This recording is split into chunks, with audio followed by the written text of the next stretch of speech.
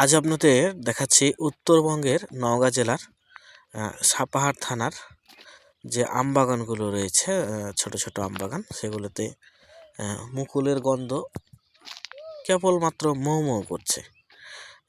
দেখেন প্রত্যেকটা গাছে মুকুলের ছোঁয়া দেখা দিয়েছে এখনও, যদিও এগুলো আরও কয়েকদিন আছে খুব ভালোভাবে মুকুল আসতে।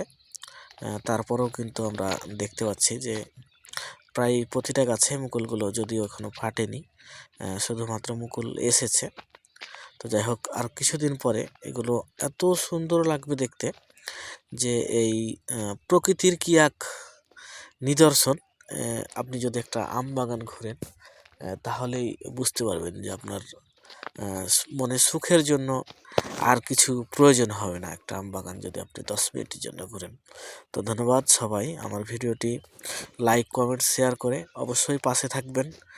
সবাই ভালো থাকবেন, সুস্থ থাকবেন।